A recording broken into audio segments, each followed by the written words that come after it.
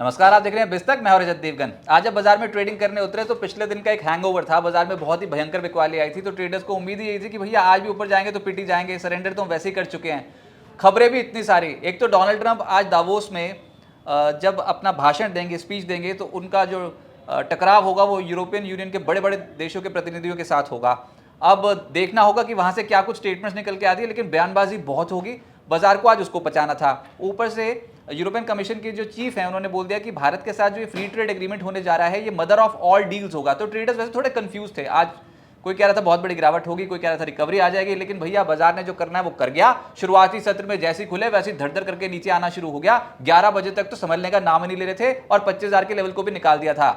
आज के दिन ओपन हुए 25,141 के लेवल पे, 24,919 तक चले गए थे। तो भैया यहां तक तो एपिसोड ऐसा लग रहा था कि खत्म ही हो गए। एकदम से 200 दिनों की औसत के नीचे जाके ट्रेड करना शुरू कर दिया, तो अब क्या ही होगा मार्केट का। लेकिन ये मार्केट है, मार्केट चौंकाती है और निचले स्तरों से आगे रिकवरी कितनी, लगभग 380 पॉइंट्स के आसपास की रिकवरी देखने को मिली। दिन का हाई निफ्टी ने छुआ 25,300 का।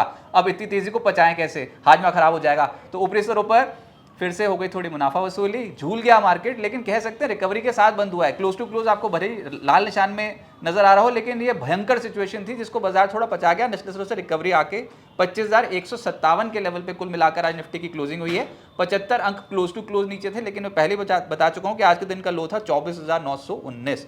निफ्टी बैंक 66,864 के लेवल पे हुआ बंद, 246 अंक गवाकर। आज बैंकिंग फाइनेंशियल स्टॉक से नहीं हो पाया, बहुत ज्यादा बिकवाली देखने को मिल रही थी और आईसीआईसीआई, एचडीएफसी बैंक जैसे जो स्टॉक्स हैं वो डिसअपॉइंट कर रहे थे। फिर सेंसेक्स 270 अंकों की गिरावट के साथ 81,909 के लेवल पे हुआ है बंद। एडवांसेस निफ्टी के 23 और गिरने वाले 27, और ब्रॉडर मार्केट्स में भी 1,078 शेयर्स चढ़े हैं, उसके मुकाबले 2,141 शेयर्स गिरे हैं।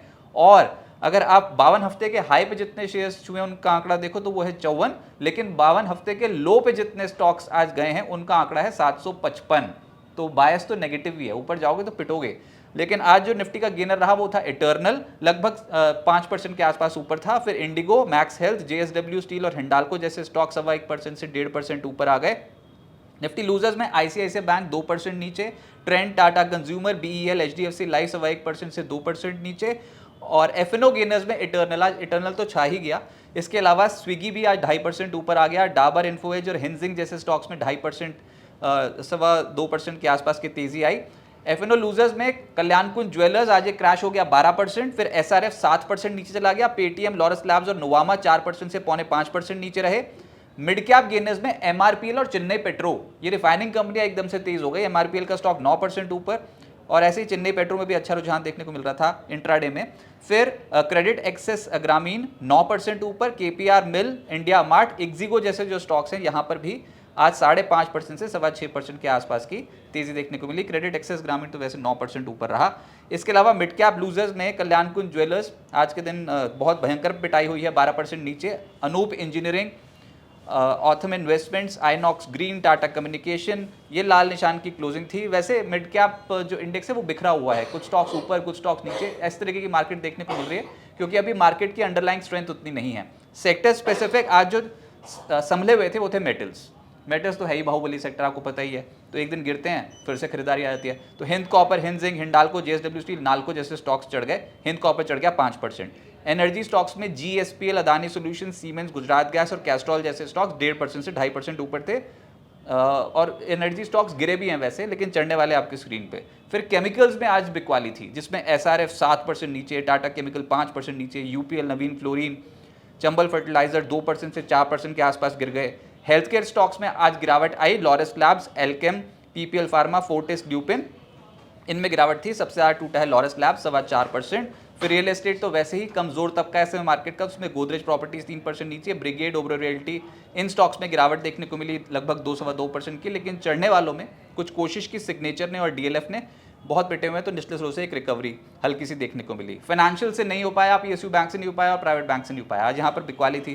फाइनेंशियल्स में SBI card, LIC housing, Chola finance, HDFC life, ICICI general insurance सब नीचे थे। एसबीआई कार्ड आज 3.5% टूटा और ऐसे ही एलआईसी हाउसिंग भी 3.5% नीचे था। सरकारी बैंक जो बहुत जोश में थे आज प्रॉफिट बुकिंग देखने को मिली। Canara bank, PNB, union bank, bank of India और बैंक ऑफ बड़ौदा 1% से 2% नीचे। ऐसे ही प्राइवेट बैंक्स में आईसीआईसीआई बैंक, एक्सिस बैंक और एचडीएफसी बैंक ने मूड खराब किया, यहाँ पर 1% से 2% की गिरावट देखने को मिली। और ऐसे ही बंधन और कोटक बैंक में भी गिरावट थी।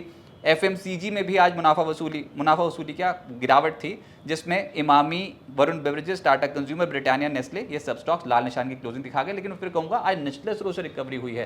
तो जब स्टॉक शुरुआत में नीचे जाना शुरू किया था स्टॉक्स ने 11 बजे के आसपास, तब तो बहुत भयंकर पिक्चर थी, लेकिन फिर रिकवर होकर बंद हुए हैं। तो लाल निशान की या फिर हरे निशान की जो भी आप क्लोजिंग देख रहे हो क्लोज टू क्लोज, वो आप ये समझना निचले स्रोत से कुछ तो रिकवरी आई होगी। अब आगे क्या होगा, डोनाल्ड ट्रंप का दावोस में जो भाषण होगा वर्ल्ड इकोनॉमिक फोरम में, वो एक बड़ा इंपैक्ट डाल सकता है ग्लोबल इक्विटी मार्केट्स पे। तो हम आज अमेरिकन मार्केट्स को देख रहे होंगे, फिर कल एशियन मार्केट्स का मूड माहौल देखेंगे, और सुबह सुबह आके फिर वैसे भी आजकल ट्रेडिंग करनी उतनी आसान है नहीं, और देखते हैं फिर कल शटर जब ओपन होगा तो उसके बाद क्या कुछ निकलता है बाजार में, क्या स्ट्रेंथ आती है कि नहीं। लेकिन ऐसा लग नहीं रहा, ऊपर जाएंगे तो फिर भयंकर मुनाफा वसूली देखने को मिलती है। आमना सामना होगा डोनाल्ड ट्रंप के ईयू के देशों के नेताओं के साथ, उसका एक इंपैक्ट डेफिनेटली पड़ेगा। और ये भी तो देखो कि अब ईयू के देश के जो बड़े बड़े नेता हैं वो क्या टिप्पणी करते हैं डोनाल्ड ट्रंप की स्टेटमेंट्स के ऊपर। तो ये स्टेटमेंट्स का ही खेल हो जाएगा कल पूरा दिन। ऐसा लग रहा है बाजार में तनाव की स्थिति बनी हुई है। आज निचले स्रोत से रिकवरी की कोशिश थी, 24,919 के लेवल पर जाने के बाद निचले स्रोत से निफ्टी ने आज रिकवरी दिखाई है, और 200 दिनों की औसत है निफ्टी की 25,164। तो बाजार फंस गया है। ये 200 दिनों की औसत को हम टेस्ट कर रहे हैं। ऐसा लग रहा है कि बाजार में जिस तरीके की बिकवाली है इस औसत के नीचे नीचे आप ट्रेड करोगे, लेकिन ऐसा ना हुआ तो इसी को टच एंड गो करके ऊपर आना शुरू कर दिया तो कोई नहीं बता सकता। ये समझ में आ रहा है कि वोलेटिलिटी बढ़ गई है। आज भी इंडिया विक्स 8% से ज्यादा चढ़ गया है। 13.78 का लेवल कब दिखाई दिया था भाई, 13.78 के लेवल पे पहुंचा है इंडिया विक्स, और आज हड़कंप में 24,919 का जो लो बना लिया। अगर इसे बचा लिया तो बहुत बढ़िया, इसके नीचे जाएंगे तो तकलीफ बढ़ जाएगी। लेकिन आप ये मान के चलो अभी कि अब बजट आने में बहुत कम समय रह गया है, तो बाजार कोशिश तो पूरी करेगा, बुल्स कोशिश पूरी करेंगे कि 24,900 25,000 के लेवल को किसी ना किसी तरीके से डिफेंड करें। कल सेंसेक्स की वीकली एक्सपायरी होगी, बाजार दो तरफा चाल दिखाएगा, एक सिंगल डायरेक्शनल मूव नहीं आ सकता, और जो चाल होगी वो भी बहुत वाइल्ड होगी क्योंकि वोलेटिलिटी बढ़ती चली जा रही है, विक्स बढ़ता चला जा रहा है। इन स्तरों पर अगर कंसोलिडेट भी हो जाए तो बहुत बेहतर। सबसे बढ़िया ऑप्शन बाजार के पास यही है कि कंसोलिडेशन हो जाए, ठुस हो जाए, बस इसी तरीके का मार्केट आए, क्योंकि इस समय नर्वसनेस बहुत ज़्यादा है। और अब आगामी बजट पर बाजार लगाएगा दाव, और ऐसे मूड माहौल में धैर्य रखना चाहिए। सिस्टमैटिकली इन्वेस्टमेंट करना चाहें तो करें, एक मुश्त राशि ना डिप्लॉय करें, क्योंकि अगर बाजार ने पलटी मारी तो फिर मौका भी मिस हो जाएगा। तो धीरे धीरे करके अपनी राशि को डिप्लॉय कर सकते हैं। और ईयू के साथ जो ट्रेड डील होनी है, जो कहा जा रहा है मदर ऑफ ऑल डील्स, जो कि 17 जनवरी तक हो सकती है, 27 जनवरी तक हो सकती है, तो उसका भी एक बड़ा इंपैक्ट देखने को मिल सकता है। फिलहाल नर्वस मूड माहौल में ट्रेड हुआ, लेकिन आज निचले स्रोत से एक रिकवरी देखने को मिली।